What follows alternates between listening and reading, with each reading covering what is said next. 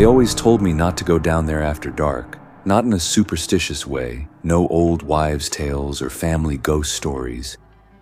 Just casual warnings, the kind you say with a nervous laugh and then move on. Creepy basement, huh? I hate going down there at night. That kind of thing, but I didn't believe in that stuff. At least not back then. I was house sitting for my sister and her husband last winter. They live in this older 2-story home just outside of Pittsburgh, the kind with wood paneling in the kitchen and that faint smell of dust no matter how often it's cleaned. I was between jobs at the time, so when they asked if I could watch their place while they went on a cruise, I said yes without thinking twice. Free food, quiet space, and time to myself sounded like a win. They were gone for 2 weeks. I'd been to their house plenty of times before, but living in it alone was a different experience.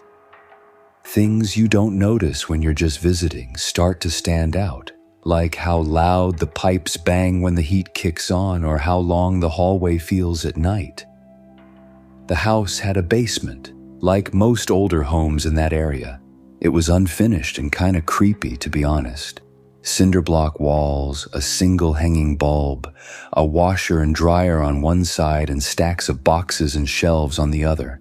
Nothing weird about that, just your typical basement. But what was weird was the room.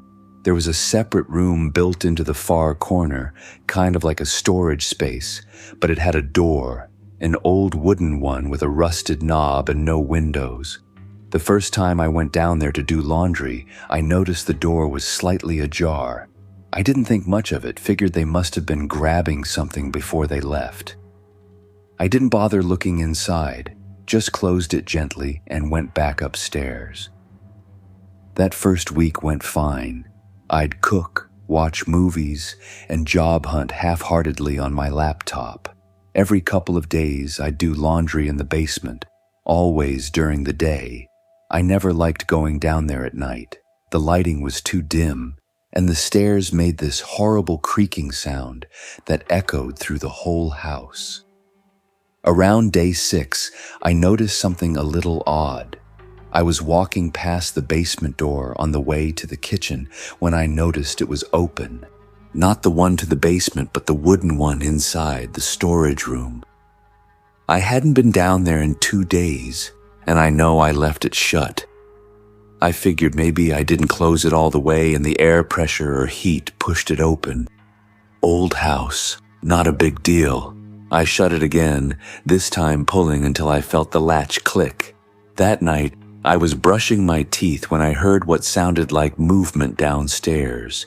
Not footsteps exactly, but something dragging, like a bag being pulled across the floor. I froze. I live alone. I've lived alone before. I know the difference between house noises and something else. Still, I told myself it was just the old furnace or maybe a raccoon outside. I didn't go down to check. The next day, I went into the basement to change the laundry. I couldn't stop looking at the door. It was shut. Tight. But the air felt different, cooler, the kind of cold that didn't match the rest of the house. I opened the door just to reassure myself. It was just a storage room. Shelves lined the walls, filled with labeled boxes, old holiday decorations, and some paint cans. But something felt off. There was this faint smell I hadn't noticed before, kind of metallic, not strong, but there. I backed out and closed the door again, harder this time. That night, the dragging noise came back. It was just after 2 a.m. I was still awake, scrolling my phone in bed. The sound was slow, deliberate, like someone pulling something heavy across concrete. It stopped, then started again. I muted my phone and held my breath. Every instinct told me not to move.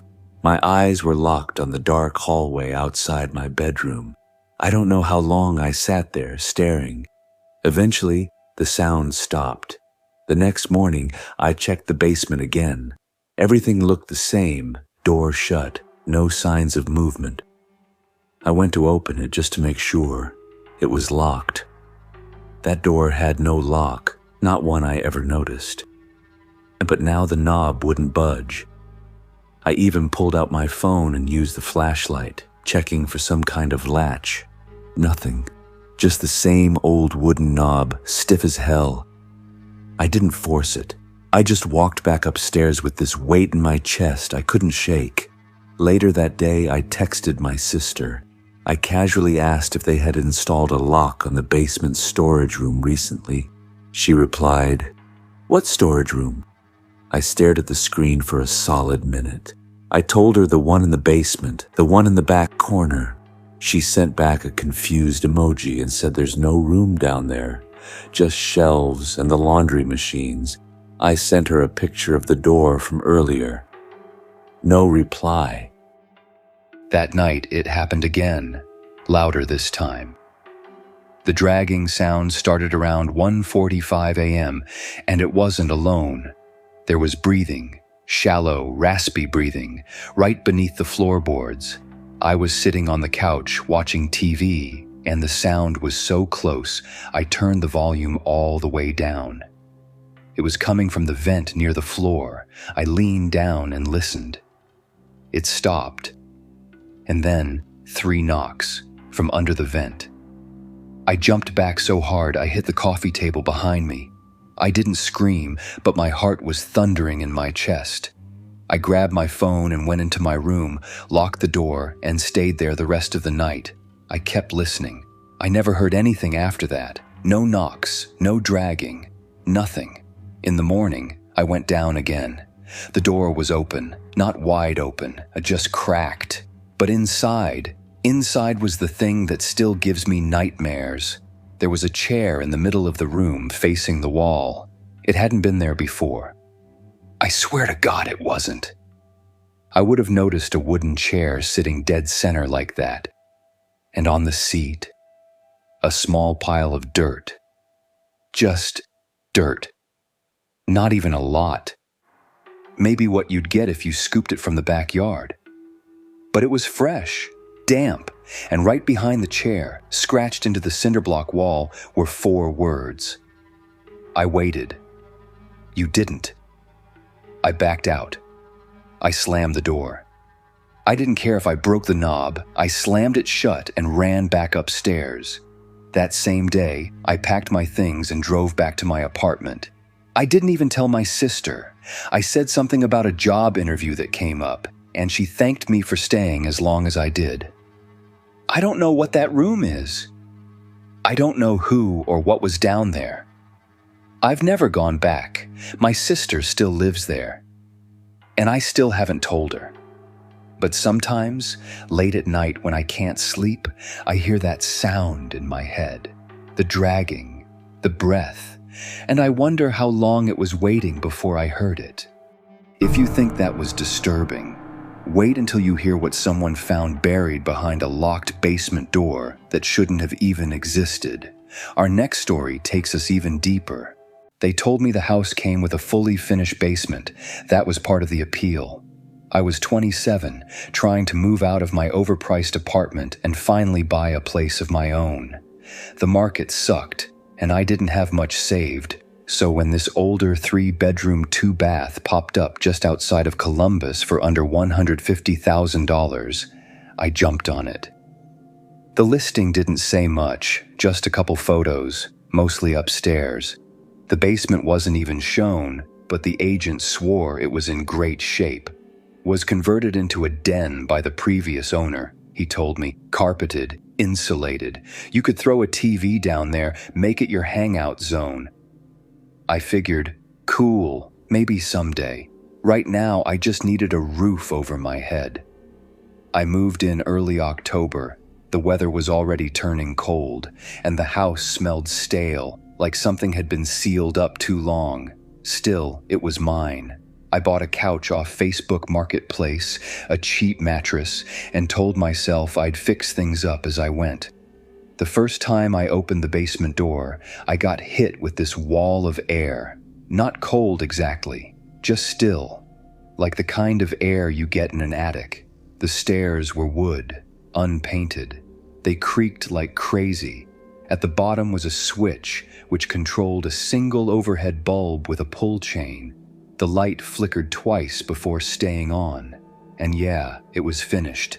Technically, the walls were covered in this old faux wood paneling, the kind that warps when it gets too humid. Beige carpet, some mismatched furniture shoved to one side, a recliner, a broken bookcase, and an ancient treadmill I couldn't imagine anyone using. The weirdest part, though, was the far corner. There was a door, just like upstairs, painted white, brass knob, nothing special, but something about it felt off. It was the only part of the basement that didn't feel finished. Even from outside it, you could tell the room beyond that door didn't have carpet. The air near it felt colder, heavier. I didn't open it. Not that day. Not for weeks, actually. I just ignored the basement for the most part. I lived upstairs, worked from home, ordered too much takeout, and told myself I was settling in. But about a month in, little things started happening. It started with sound. I'd be working in the living room and hear movement, soft thuds, like something falling. Not loud enough to be serious, just enough to register. I'd go down to check, but nothing ever looked different. Then came the creaking. I'd be brushing my teeth at night and hear what sounded like someone slowly coming up the basement steps. Never fast, always one at a time.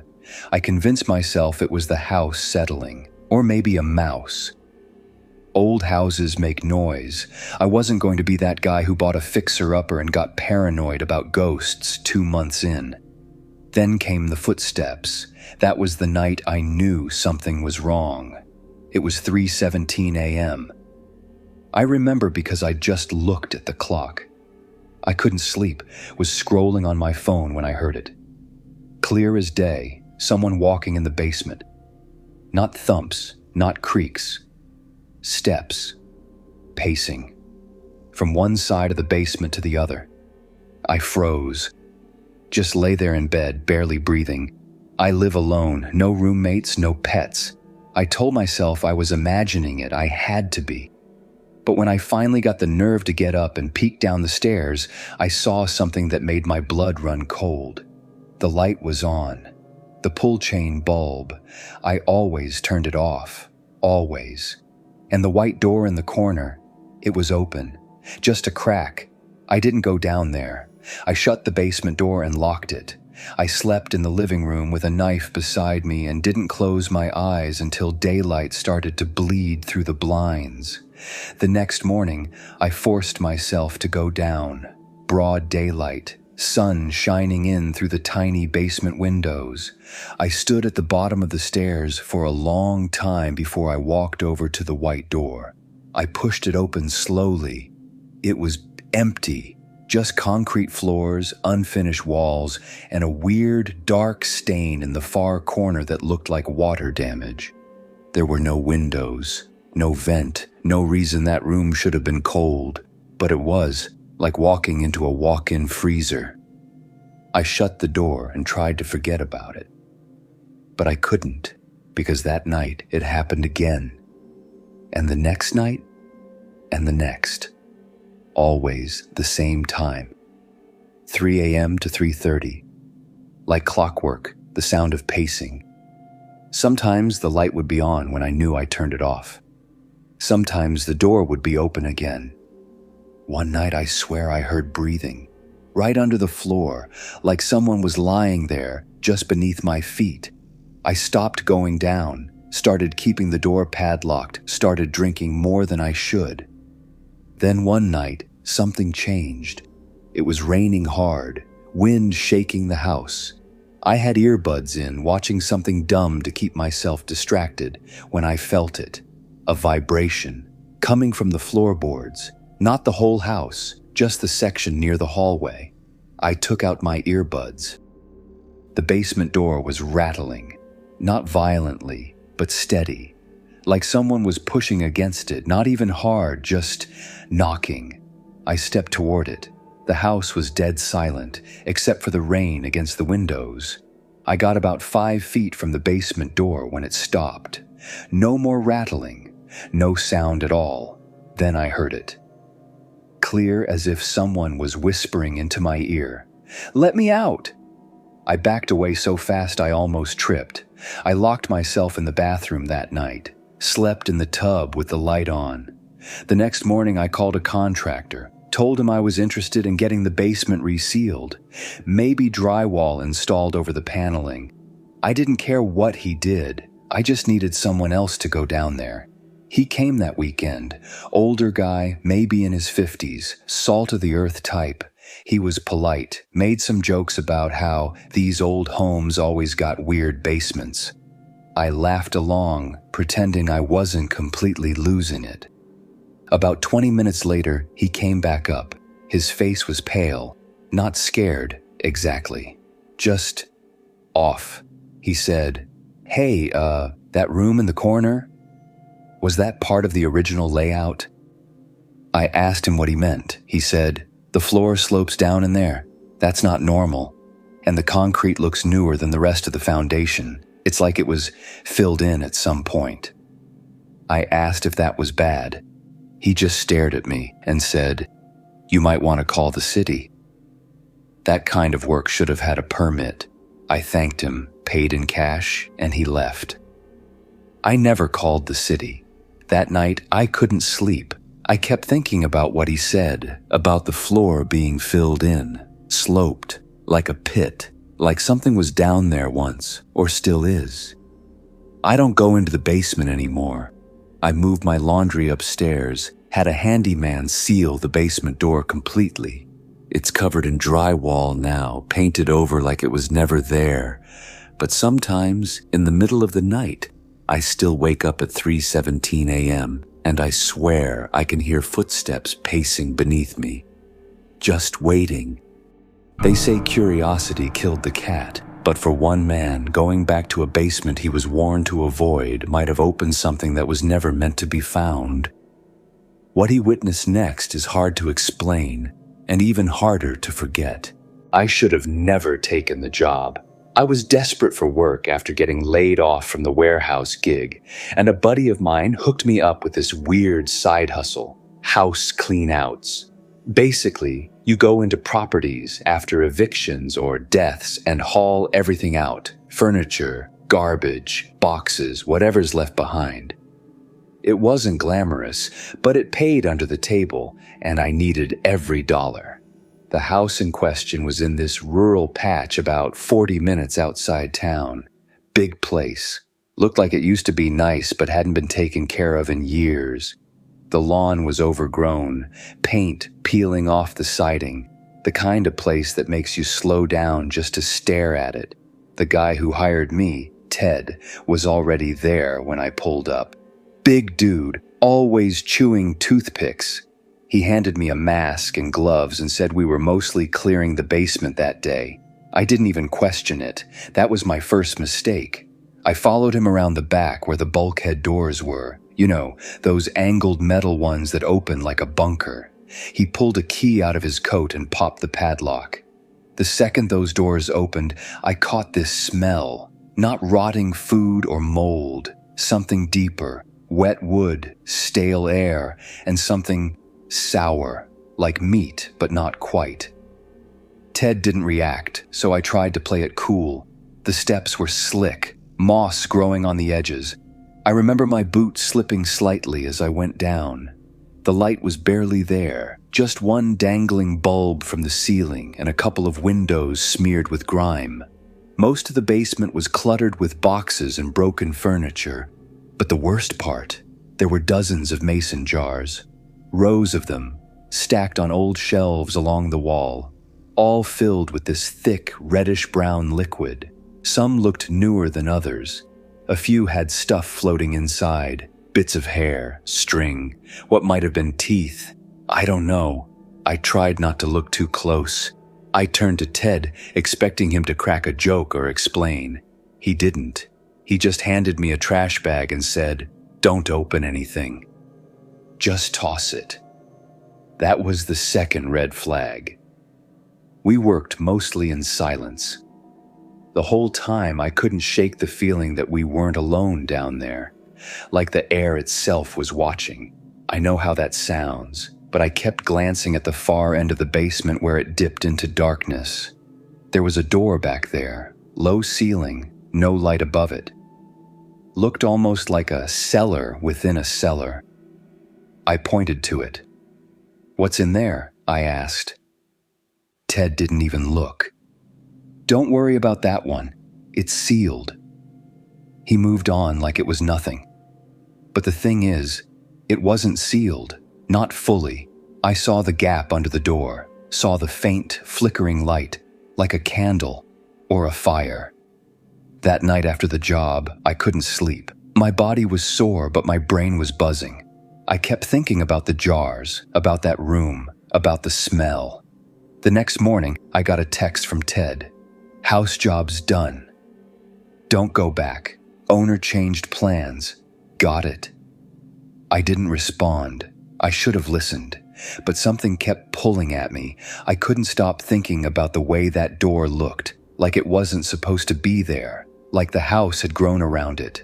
By that evening, I'd made up my mind. I was going back. I waited until it got dark. Dumb, I know, but I didn't want anyone seeing me. I parked a few houses down and walked through the brush behind the property. The bulkhead was still unlocked. The lock was missing altogether. I pushed the doors open and crept down with my phone flashlight. The air hit me harder this time, thicker, heavier. The jars were still there, but something was different. They'd been moved. Some were missing. Some were shattered on the floor, glass glistening like ice in the beam of my light. The shelves were smeared with whatever had been inside them. My boot stuck slightly as I stepped closer, and then I heard it. A voice. Low, raspy, like someone whispering through grit. I froze. My light flicked, just once but enough to make me nearly drop my phone. The voice came again, only one word. "Help!" I turned toward the far door, the one Ted said was sealed. It was wide open. Inside, the air was colder than outside. My light barely reached the far wall, but I could make out writing. On the walls, on the floor, even the ceiling. Scratched in, not painted. Hundreds of tiny words layered over each other. They all said the same thing: "Let me sleep." There was a cot in the corner, a small mattress, completely torn up, with what looked like fingernail marks on the frame. Rope hung from the posts. And on the floor, a figure. At first I thought it was a doll, pale limbs, thin, unmoving. Then the head turned, slowly, jerkily, like the neck didn't want to cooperate. She couldn't have been more than 10, skin like paper, hair stuck to her face like she'd been sweating for days. Her eyes locked onto mine. She didn't speak again. She just smiled. That's when I ran. I didn't look back. Didn't close the door. I scrambled up the steps and sprinted back through the brush. I didn't stop until I got to my car, hands shaking so hard I dropped the keys twice before getting the door open. That night, I didn't sleep. I called Ted the next day, straight to voicemail. I tried again and again. Finally, I texted him, "Who was in that room?"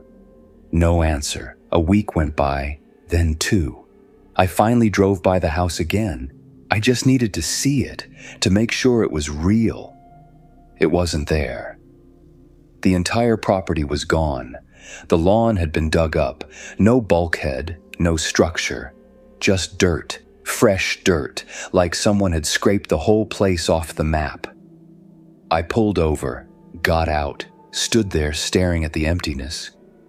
And then I saw it. One of the mason jars, sitting in the grass, half buried. The lid was rusted. Something inside floated to the top. I didn't touch it. I left it there and got back in my car. That was 8 months ago. I still think about her, still hear that voice. Help! But the thing I can't get past, the thing that keeps me up at night, isn't what I saw. It's that she smiled. like I wasn't the first person to find her, and I sure as hell won't be the last.